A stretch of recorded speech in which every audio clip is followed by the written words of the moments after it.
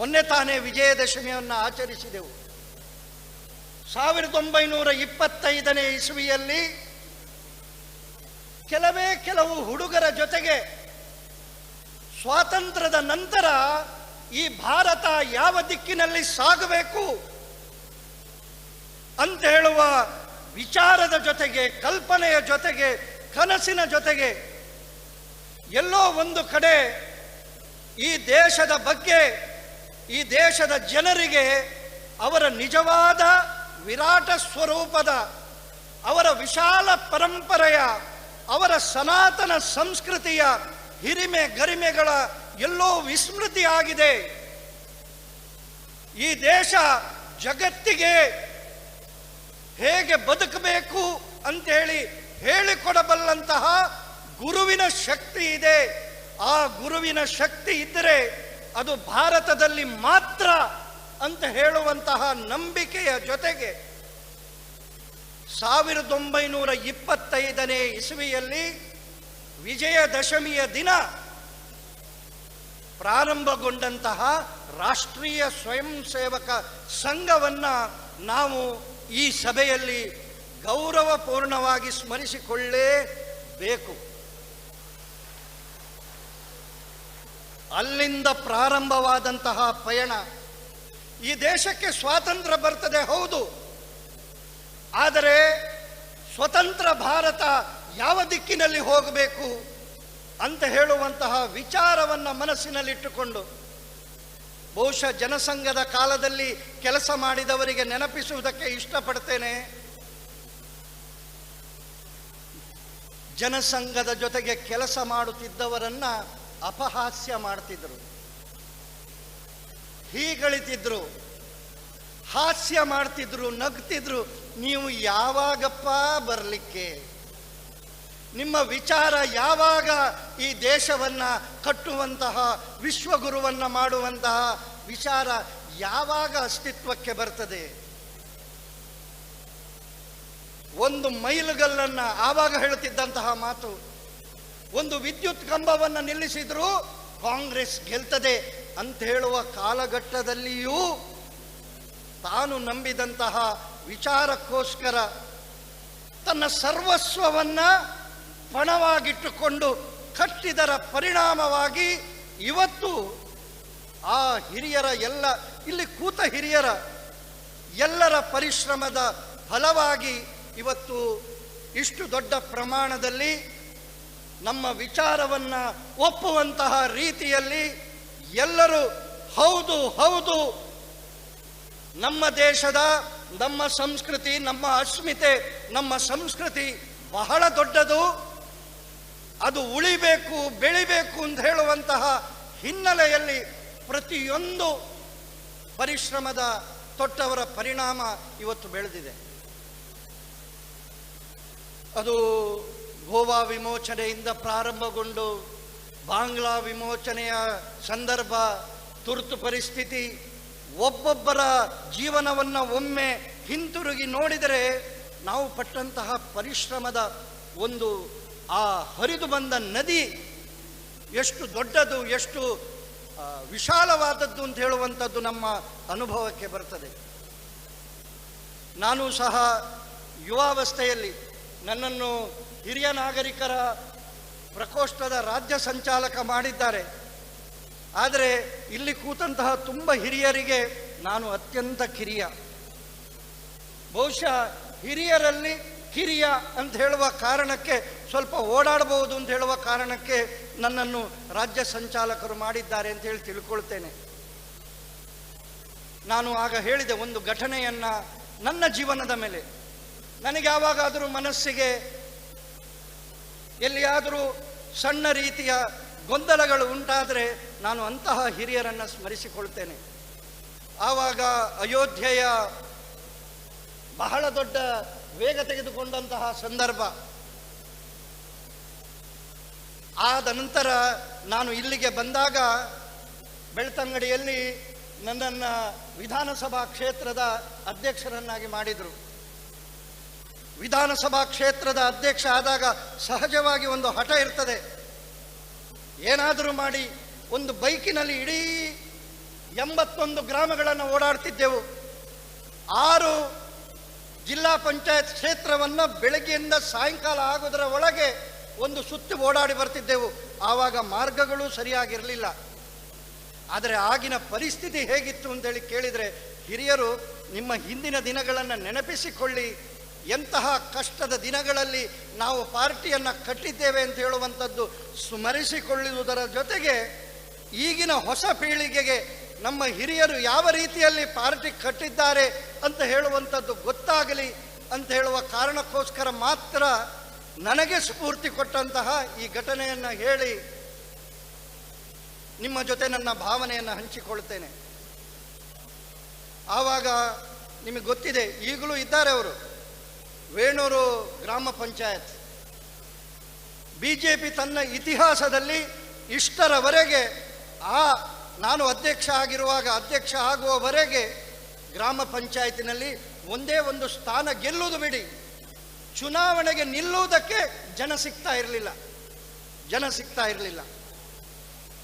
ನಾವು ಹೋಗಿ ಯಾರನ್ನಾದರೂ ಮಾತನಾಡಿಸಿ ಅವರ ಕಾಲು ಹಿಡಿದು ನೀವು ಚುನಾವಣೆಗೆ ನಿಲ್ಲಬೇಕು ಅಂತ ಹೇಳಿ ಒಪ್ಪಿಸಿ ಬಂದರೆ, ಮರುದಿವಸ ಬೆಳಿಗ್ಗೆ ಹೋಗುವಾಗ ಬೇರೆಯವರು ಹೋಗಿ, ಬೇರೆಯವರಂದ್ರೆ ಯಾರು, ನಾನು ನೇರವಾಗಿ ಹೆಸರು ಹೇಳ್ತೇನೆ, ಕಾಂಗ್ರೆಸ್ನವರು ಹೋಗಿ ಅವರನ್ನು ಹೆದರಿಸಿ ಚುನಾವಣೆಗೆ ನಿಲ್ಲಬಾರ್ದು ಅಂತ ಹೇಳುವಂತಹ ಬೆದರಿಕೆಯನ್ನು ಹಾಕ್ತಾ ಇದ್ರು. ಆವಾಗ ನನ್ನ ಮನಸ್ಸಿಗೆ ನೆನಪಿಗೆ ಬಂದಂಥದ್ದು ನನ್ನ ಜೊತೆ ಅಯೋಧ್ಯೆಗೆ ಬಂದಂತಹ ಮಂಜಪ್ಪ ದೇವಾಡಿಗರು. ನನ್ನ ಮನಸ್ಸಿಗೆ ಕಂಡಿತು, ನನ್ನ ಜೊತೆ ಅಯೋಧ್ಯೆಗೆ ಬಂದಿದ್ದಾರೆ, ರಾಮನ ಮೇಲೆ ಅಪಾರ ಭಕ್ತಿ ಇದೆ, ಅಂಥವರಲ್ಲಿ ಹೋಗಿ ಕೇಳಿದರೆ ಅವರು ಚುನಾವಣೆಗೆ ನಿಲ್ಬಹುದು ಅಂತ ಹೇಳಿ ಪ್ರಥಮ ಬಾರಿಗೆ ಅವರನ್ನು ಹುಡುಕಿಕೊಂಡು ಬೈಕಿನಲ್ಲಿ ಅವರ ಮನೆಗೆ ಹೋಗುವ ಅಂತೇಳಿ ಹೋದರೆ, ಅವರ ಮನೆಯವರೆಗೆ ರಸ್ತೆ ಹೋಗೋದಿಲ್ಲ, ನನ್ನ ಬೈಕ್ ಹೋಗೋದಿಲ್ಲ.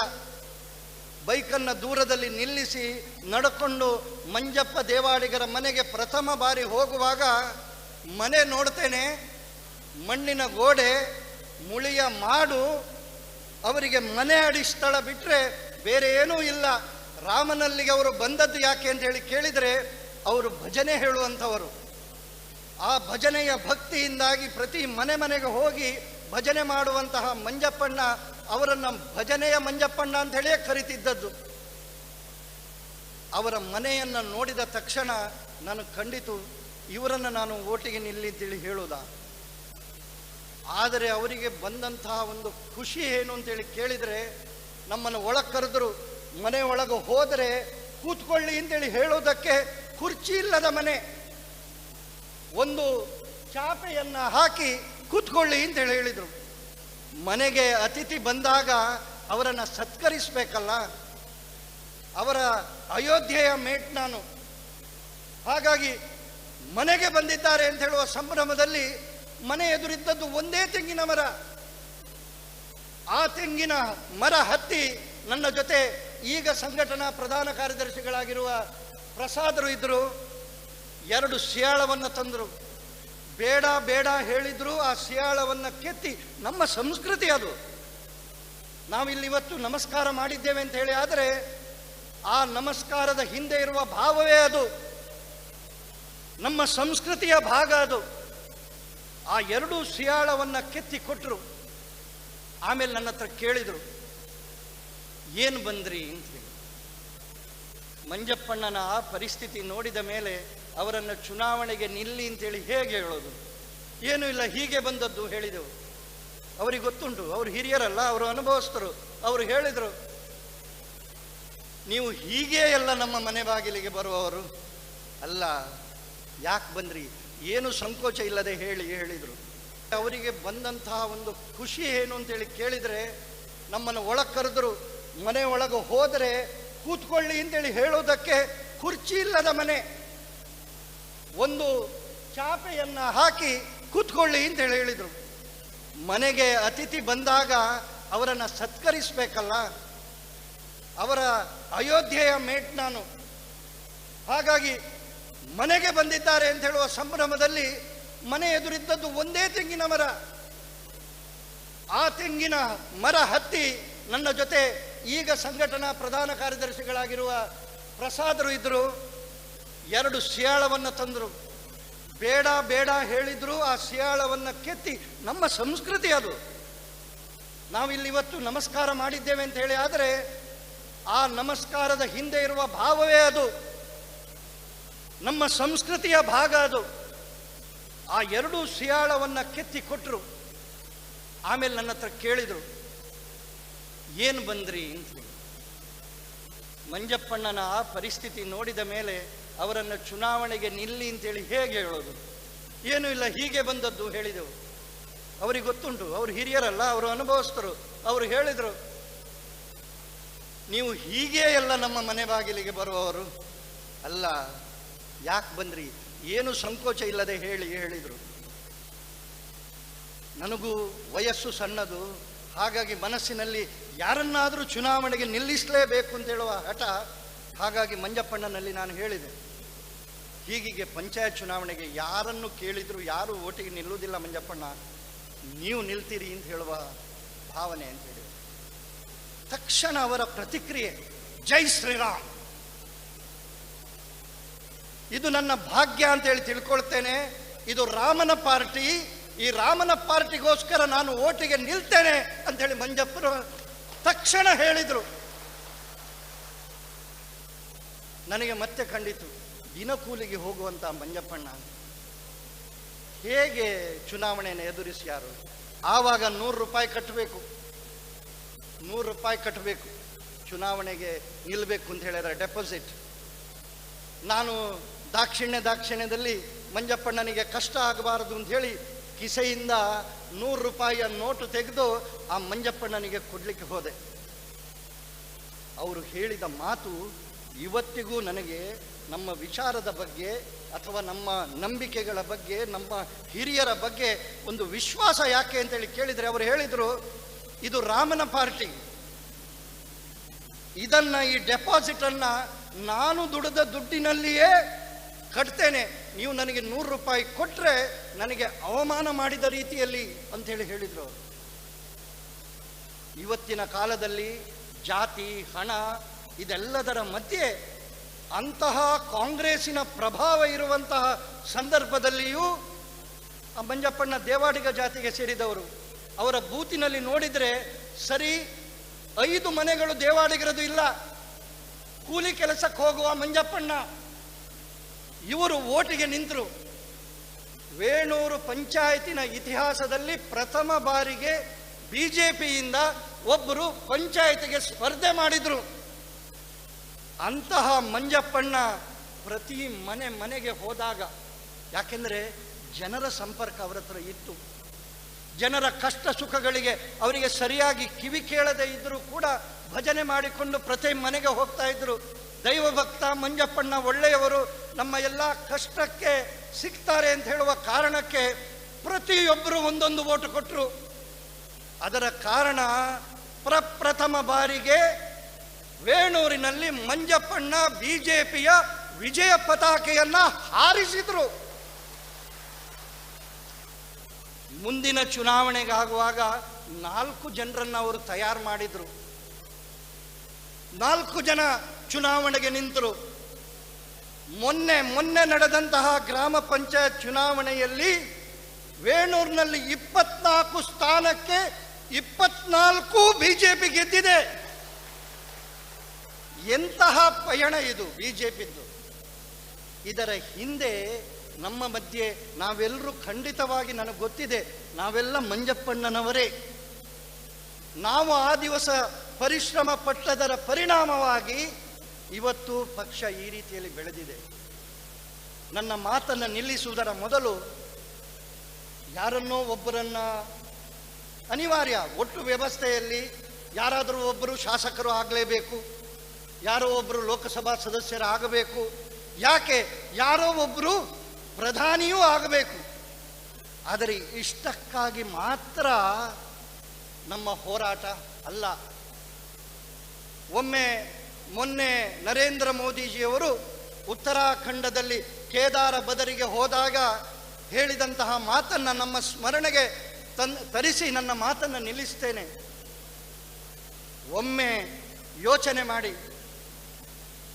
13 ದಿನದ ಸರಕಾರ ಇದ್ದಾಗ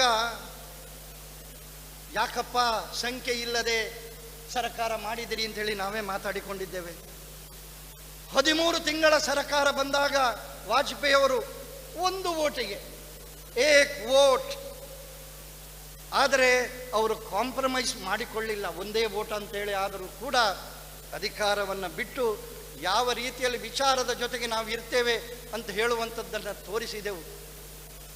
ಮತ್ತೆ ಬಂದಾಗ, ಪುನಃ ಬಂದಾಗ ಒಂದೊಂದು ಹೆಜ್ಜೆಯೂ ಕೂಡ ವಾಜಪೇಯಿಯವರಿಗೆ ಪೂರ್ಣ ಪ್ರಮಾಣದ ಬಹುಮತ ಸಿಕ್ಕಿರಲಿಲ್ಲ. 24 ಪಾರ್ಟಿಗಳನ್ನು ಒಟ್ಟಿಗೆ ಸೇರಿಸಿಕೊಂಡು ಸರಕಾರ ಮಾಡಿದ್ರು. ಆದರೆ ಸರಕಾರ ಮಾಡುವುದಕ್ಕೂ ಸಾಧ್ಯ. ಅದರ ಜೊತೆಗೆ ನಾವು ನಂಬಿದಂತಹ ಸಮಾಜದ ಕಟ್ಟಕಡೆಯ ವ್ಯಕ್ತಿ ಮತ್ತು ಭಾರತದ ಒಟ್ಟಾರೆ ಅಭಿವೃದ್ಧಿ ಮಾಡುವುದಕ್ಕೂ ನಮ್ಮಿಂದ ಸಾಧ್ಯ ಅಂತ ಹೇಳುವಂಥದ್ದನ್ನು ತೋರಿಸಿಕೊಟ್ಟಂತಹ ಮೊದಲ ಪ್ರಧಾನಿ ಅದು ಅಟಲ್ ಬಿಹಾರಿ ವಾಜಪೇಯಿ ಅವರು ಅಂತ ಹೇಳುವಂಥದ್ದನ್ನು ನಾವಿವತ್ತು ಸ್ಮರಿಸಿಕೊಳ್ಳಬೇಕು. ಅದರ ಪರಿಣಾಮ ಸ್ವರೂಪವಾಗಿ ತುಂಬ ಮಂದಿ, ನಾನಂತೂ ನಂಬುತ್ತೇನೆ, ನೀವು ಎಷ್ಟು ನಂಬ್ತೀರೋ ಇಲ್ಲೋ ಗೊತ್ತಿಲ್ಲ, ನಮ್ಮಲ್ಲಿ ಒಂದು ಭಗವದ್ಗೀತೆಯ ಒಂದು ಶ್ಲೋಕ ಇದೆ, ಯದಾ ಯದಾ ಈ ಧರ್ಮಸ್ಯ ಗ್ಲಾನಿರ್ಭವತಿ ಭಾರತ ಅಭ್ಯುತ್ಥಾನಮಧರ್ಮಸ್ಯ ತದಾತ್ಮಾನಂ ಸೃಜಾಮ್ಯಹಂ ಪರಿತ್ರಾಣಾಯ ಸಾಧೂನಾಂ ವಿನಾಶಾಯ ದುಷ್ಕೃತಾಂ ಧರ್ಮ ಸಂಸ್ಥಾಪನಾರ್ಥಾಯ ಸಂಭವಾಮಿ ಯುಗೇ ಯುಗೇ. ಈ ದೇಶದಲ್ಲಿ ಯಾವಾಗೆಲ್ಲ ಧರ್ಮಕ್ಕೆ ಚ್ಯುತಿ ಬಂದಿದೆ ಅಂತಹ ಸಂದರ್ಭದಲ್ಲಿ ನಾನು ಅವತಾರ ಧರಿಸಿ ಬರುತ್ತೇನೆ ಅಂತೇಳಿ ಹೇಳುವಂತಹ ರೀತಿಯಲ್ಲಿ ಒಂದು ಕಡೆ ಭ್ರಷ್ಟಾಚಾರ, ಒಂದು ಕಡೆ ಈ ದೇಶದ ಬಗ್ಗೆ ಅಸ್ಮಿತೆಯ ಬಗ್ಗೆ ಅವಹೇಳನ, ಒಂದರ್ಥದಲ್ಲಿ ಭಾರತ ಅಂತ ಹೇಳಿದರೆ ಭಿಕ್ಷುಕರ ದೇಶ ಅಂತ ಹೇಳುವ ರೀತಿಯ ಪ್ರತಿಮೆಯನ್ನು ಹೊರಗೆ ಸಾರ್ತಿದ್ದಂತಹ, ಒಂದು ಅರ್ಥದಲ್ಲಿ ಗುಲಾಮಗಿರಿಯ ಮನಸ್ಸಿನ ಆಡಳಿತದ ವಿರುದ್ಧವಾಗಿ ಜನರ ಮನಸ್ಸಿನಲ್ಲಿ ಕನಸನ್ನು ಕೊಟ್ಟು, ಕಲ್ಪನೆಯನ್ನು ಕೊಟ್ಟು, ನನಗೊಂದು ಅವಕಾಶ ಕೊಡಿ, ಈ ಭಾರತದ ಭವಿಷ್ಯವನ್ನು ಬದಲಾಯಿಸ್ತೇನೆ ಅಂತ ಹೇಳುವಂತಹ ವಿಶ್ವಾಸದ ಮಾತನ್ನು ಹೇಳಿದಂತಹ ನರೇಂದ್ರ ಮೋದಿಜಿಯವರು ಒಂದರ್ಥದಲ್ಲಿ ಸಂಭವಾಮಿ ಯುಗೇ ಯುಗೇ ಅಂತ ಹೇಳುವಂತಹ ನಮ್ಮ ಕಲ್ಪನೆಗೆ ಸರಿಯಾಗಿ ಬಂದಿದ್ದಾರೆ. ಬಂದದ್ದು ಮಾತ್ರ ಅಲ್ಲ, ಕಳೆದ 9 ವರ್ಷಗಳಲ್ಲಿ ಮಾತನಾಡದೆ ಯಾವುದನ್ನು ಎಲ್ಲಿ ಮಾಡಬೇಕೋ ಅದನ್ನು ಮಾಡ್ತಾ ಹೋಗಿದ್ದಾರೆ. ಮೊನ್ನೆ ಗುಜರಾತಿನಲ್ಲಿ, ಉತ್ತರಾಖಂಡದಲ್ಲಿ ಈ ಮಾತನ್ನು ಅವರು ಹೇಳಿದರು. 2 ಸ್ತಂಭಗಳು ಇವತ್ತು ಭಾರತವನ್ನು ಬದಲಿಸುತ್ತಿರುವ 2 ಸ್ತಂಭಗಳು ಯಾವುದು ಅಂತೇಳಿ ಕೇಳಿದರೆ, ಅಯೋಧ್ಯೆಯಲ್ಲಿ ರಾಮ ಮಂದಿರ, ಕಾಶಿಯಲ್ಲಿ ಕಾಶಿ ವಿಶ್ವನಾಥ, ಕೇದಾರ ಬದರಿ ನಮ್ಮ ನಂಬಿಕೆಯ, ನಮ್ಮ ವಿಶ್ವಾಸದ ಯಾವುದೆಲ್ಲ ಶ್ರದ್ಧಾ ಕೇಂದ್ರಗಳಿದ್ದಾವೆ, ಕಳೆದ 70 ವರ್ಷಗಳಲ್ಲಿ ಅದಕ್ಕೊಂದು ರೂಪ ಕೊಡುವುದಕ್ಕೆ ಸಾಧ್ಯವಿಲ್ಲದೆ ಸಾವಿರ ವರ್ಷಗಳ ಬದುಕಿನ ಜೀವನ ಮೌಲ್ಯವನ್ನು ಕಲಿಸಿಕೊಟ್ಟಂತಹ ಶ್ರದ್ಧಾ ಕೇಂದ್ರಗಳು. ಅದು ಜೀವನದಲ್ಲಿ ಒಮ್ಮೆ ಆದರೂ ಕಾಶಿಗೆ ಹೋಗಿ ಆ ಗಂಗೆಯಲ್ಲಿ ಮಿಂದು ಪಾವನನಾಗ್ತೇನೆ ಅಂತ ಹೇಳುವಂತಹ ಭಾವನೆ ಇರುವಂತಹ ಕಾಶ್ಮೀರದಿಂದ ಕನ್ಯಾಕುಮಾರಿಯವರೆಗಿನ ಜನ. ಅಯೋಧ್ಯೆಯ ರಾಮ ಬೇರೆ ಅಲ್ಲ, ಪುರುಷೋತ್ತಮ ಜೀವನದ ಪುರುಷನ ಎಲ್ಲ ಜೀವನ ಮೌಲ್ಯಗಳನ್ನು ಸಾಕಾರಗೊಂಡಂತಹ ರಾಮ ನಮಗೊಬ್ಬ ಅವರು ದೇವರು ಮಾತ್ರ ಅಲ್ಲ, ಈ ಎಲ್ಲ ಜೀವನ ಮೌಲ್ಯಗಳ ಪ್ರತೀಕ. ಅಯೋಧ್ಯೆಯಲ್ಲಿ ರಾಮ ಮಂದಿರ ಅಂತ ಹೇಳಿದ ತಕ್ಷಣ ಅದು ಮತ್ತೊಂದು ಮಂದಿರ ಅಲ್ಲ, ಇಡೀ ದೇಶವನ್ನು, ರಾಷ್ಟ್ರವನ್ನು, ನಮ್ಮ ಇಡೀ ಪರಂಪರೆಯನ್ನು ನೆನಪಿಸಿಕೊಡುವಂತಹ ರಾಷ್ಟ್ರ ಮಂದಿರ ಅದು. ಕಾಶಿಯಲ್ಲಿ ಕಾಶಿ ವಿಶ್ವನಾಥ, ಕೇದಾರ ಬದರಿ ನಮ್ಮ ನಂಬಿಕೆಯ, ನಮ್ಮ ವಿಶ್ವಾಸದ ಯಾವುದೆಲ್ಲ ಶ್ರದ್ಧಾ ಕೇಂದ್ರಗಳಿದ್ದಾವೆ, ಕಳೆದ 70 ವರ್ಷಗಳಲ್ಲಿ ಅದಕ್ಕೊಂದು ರೂಪ ಕೊಡುವುದಕ್ಕೆ ಸಾಧ್ಯವಿಲ್ಲದೆ ಸಾವಿರ ವರ್ಷಗಳ ಬದುಕಿನ ಜೀವನ ಮೌಲ್ಯವನ್ನು ಕಲಿಸಿಕೊಟ್ಟಂತಹ ಶ್ರದ್ಧಾ ಕೇಂದ್ರಗಳು. ಅದು ಜೀವನದಲ್ಲಿ ಒಮ್ಮೆ ಆದರೂ ಕಾಶಿಗೆ ಹೋಗಿ ಆ ಗಂಗೆಯಲ್ಲಿ ಮಿಂದು ಪಾವನನಾಗ್ತೇನೆ ಅಂತ ಹೇಳುವಂತಹ ಭಾವನೆ ಇರುವಂತಹ ಕಾಶ್ಮೀರದಿಂದ ಕನ್ಯಾಕುಮಾರಿಯವರೆಗಿನ ಜನ.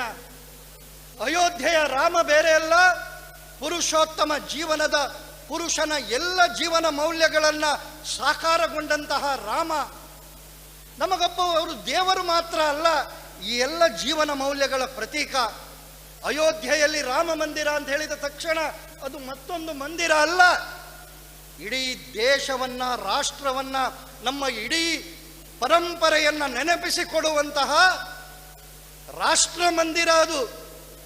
ಬರೋ ವರ್ಷ ನಾವೆಲ್ಲ ಆ ರಾಷ್ಟ್ರ ಮಂದಿರದ ಸಾಕಾರ ರೂಪವನ್ನು ನೋಡ್ತಾ ಇದ್ದೇವೆ.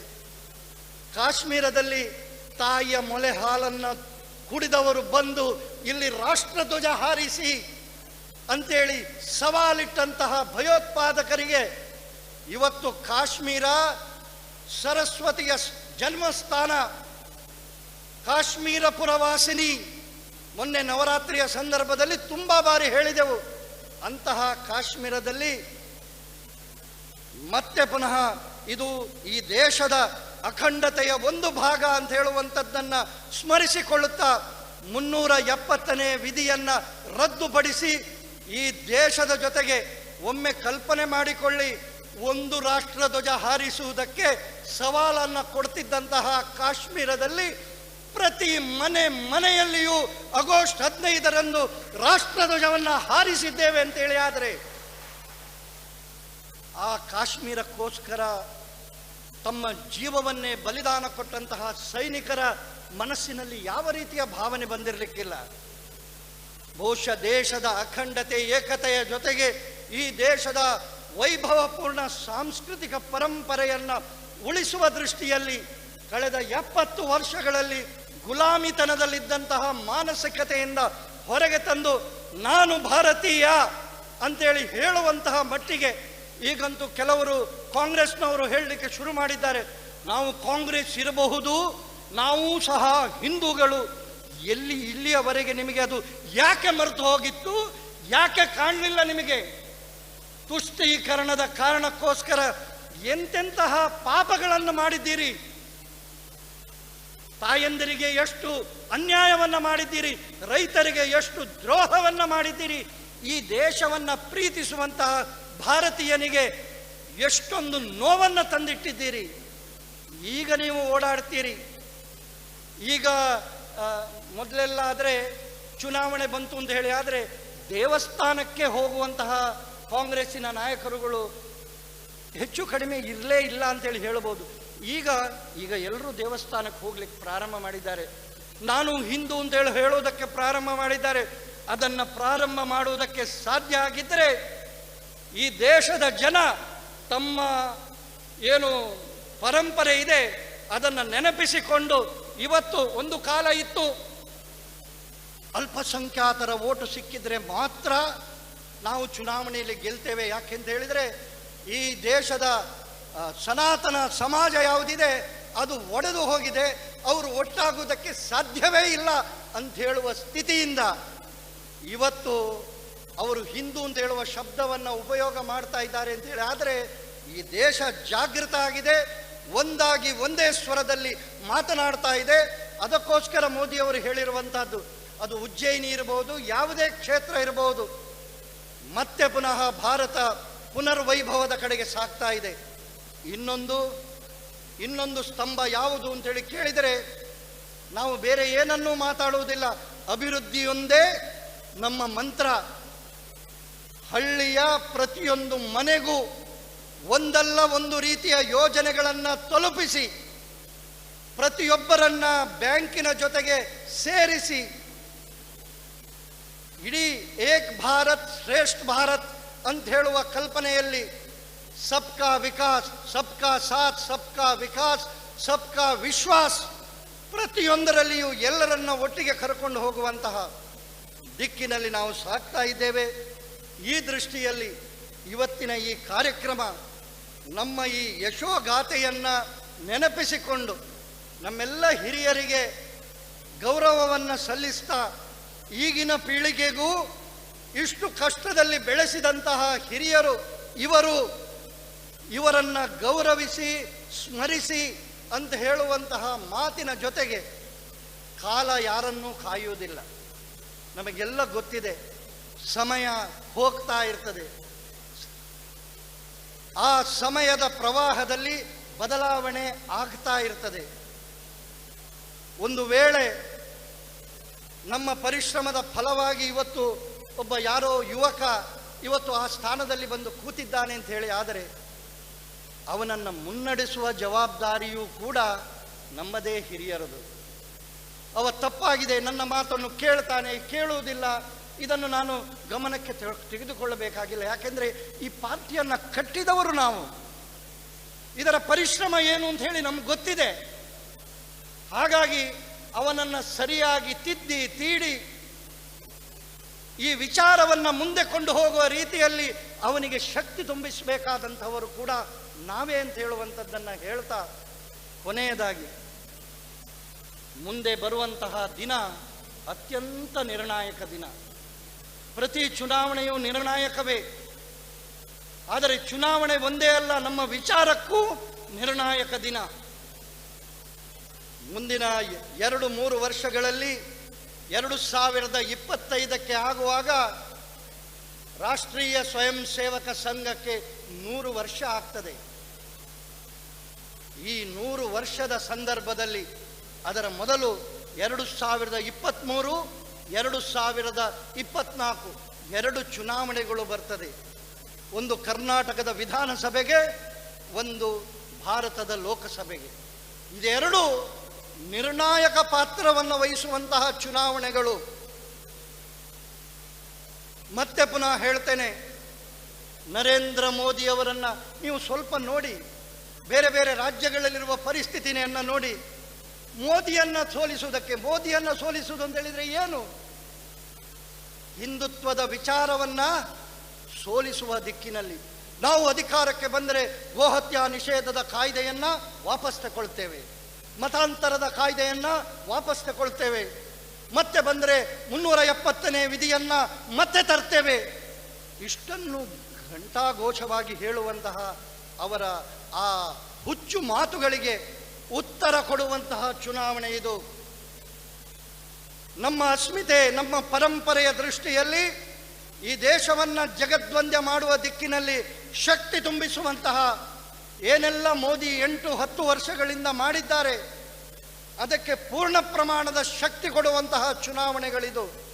ಹಾಗಾಗಿ ಯಾರನ್ನೋ ಒಬ್ಬರನ್ನು MLA ಮಾಡುವುದಕ್ಕೆ, MP ಮಾಡುವುದಕ್ಕೆ, ಪ್ರಧಾನಿ ಮಾಡುವುದಕ್ಕೆ ಅಲ್ಲ, ಈ ದೇಶದ ಭವಿಷ್ಯವನ್ನು ನಿರ್ಧಾರ ಮಾಡುವ ಈ 2 ಚುನಾವಣೆಗಳು.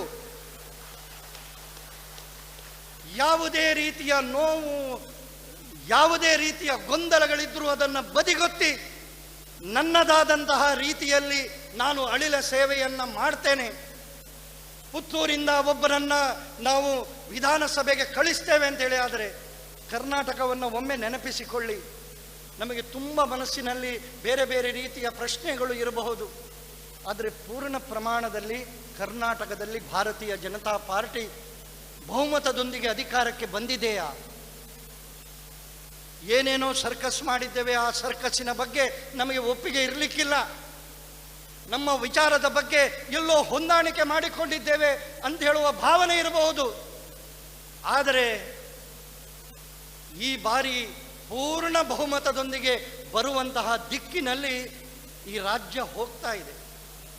ಕಾಂಗ್ರೆಸ್ ಭಾರತ್ ಜೋಡೋ ಅಂತ ಹೇಳಿಕೊಂಡು ಹೊರಟರು ಕೂಡ ಅವರಿಗೆ ಕಾಂಗ್ರೆಸ್ ಜೋಡೋ ಮಾಡಲಿಕ್ಕೆ ಆಗ್ತಾ ಇಲ್ಲ. ಗೋವಾದಲ್ಲಿ ಅವರನ್ನು ಬಿಡ್ತಾ ಇದ್ದಾರೆ, ಬೇರೆ ಬೇರೆ ಲೀಡರ್ಸ್ಗಳು ಕಾಂಗ್ರೆಸ್ಸನ್ನು ಬಿಟ್ಟು ಹೋಗ್ತಾ ಇದ್ದಾರೆ. ನಾಡ್ದು ಚುನಾವಣೆ ಬರಲಿ, ಇನ್ನೊಂದಷ್ಟು ಜನ ಬಿಟ್ಟು ಹೋಗ್ತಾರೆ ಅವರನ್ನು. ಅಂತಹ ಸಂದರ್ಭದಲ್ಲಿ ಪೂರ್ಣ ಬಹುಮತದೊಂದಿಗೆ ಕೊಡಿ. ಕರ್ನಾಟಕದಲ್ಲಿ ಪ್ರಥಮ ಬಾರಿಗೆ ಒಮ್ಮೆ ನೆನಪಿಸಿಕೊಳ್ಳಿ, ಉತ್ತರ ಪ್ರದೇಶ ಏನೇನೋ ಸರ್ಕಸ್ ಮಾಡಿದ್ದೇವೆ, ಆ ಸರ್ಕಸ್ಸಿನ ಬಗ್ಗೆ ನಮಗೆ ಒಪ್ಪಿಗೆ ಇರಲಿಕ್ಕಿಲ್ಲ. ನಮ್ಮ ವಿಚಾರದ ಬಗ್ಗೆ ಎಲ್ಲೋ ಹೊಂದಾಣಿಕೆ ಮಾಡಿಕೊಂಡಿದ್ದೇವೆ ಅಂತ ಹೇಳುವ ಭಾವನೆ ಇರಬಹುದು. ಆದರೆ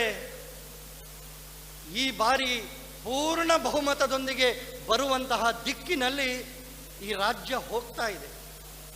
ಕಾಂಗ್ರೆಸ್ ಭಾರತ್ ಜೋಡೋ ಅಂತ ಹೇಳಿಕೊಂಡು ಹೊರಟರು ಕೂಡ ಅವರಿಗೆ ಕಾಂಗ್ರೆಸ್ ಜೋಡೋ ಮಾಡಲಿಕ್ಕೆ ಆಗ್ತಾ ಇಲ್ಲ. ಗೋವಾದಲ್ಲಿ ಅವರನ್ನು ಬಿಡ್ತಾ ಇದ್ದಾರೆ, ಬೇರೆ ಬೇರೆ ಲೀಡರ್ಸ್ಗಳು ಕಾಂಗ್ರೆಸ್ಸನ್ನು ಬಿಟ್ಟು ಹೋಗ್ತಾ ಇದ್ದಾರೆ. ನಾಡ್ದು ಚುನಾವಣೆ ಬರಲಿ, ಇನ್ನೊಂದಷ್ಟು ಜನ ಬಿಟ್ಟು ಹೋಗ್ತಾರೆ ಅವರನ್ನು. ಅಂತಹ ಸಂದರ್ಭದಲ್ಲಿ ಪೂರ್ಣ ಬಹುಮತದೊಂದಿಗೆ ಕೊಡಿ.